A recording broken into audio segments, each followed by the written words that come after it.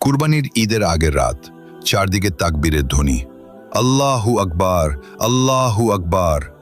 কিন্তু গ্রামের এক ছোট্ট ঘরে বসে কাঁদছিল 12 বছরের এতিম মেয়ে খাদিজা। তার মা অনেক আগেই দুনিয়া ছেড়ে চলে গেছেন। বাবা ছিলেন একজন গরিব দিনমজুর। সারাদিন কাজ করেও এবার ঈদের জন্য নতুন বোরকা কিনতে পারেননি। খাদিজা জানলার পাশে বসে আকাশের দিকে তাকিয়ে বলল, ইয়া আল্লাহ, সবাই ঈদের দিন নতুন বোরকা পরে নামাজে যাবে, আমি কি পুরনো ছেঁড়া কাপড় পরেই থাকব?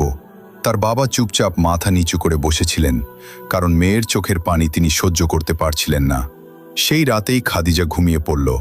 হঠাৎ স্বপ্নে সে দেখল এক নূরের ফেরেশতা আকাশ থেকে নেমে আসছেন। ফেরেশতা মিষ্টি কণ্ঠে বললেন, হে খাদিজা, কেঁদো না। যে বান্দা আল্লাহর ওপর ভরসা রাখে, আল্লাহ তাকে কখনো একা ছেড়ে দেন না। তারপর ফেরেশতা তাকে একটি সাদা সুন্দর বোরকা দিলেন, যার গায়ে নূরের ঝলক ছিল। ফেরেশতা বললেন,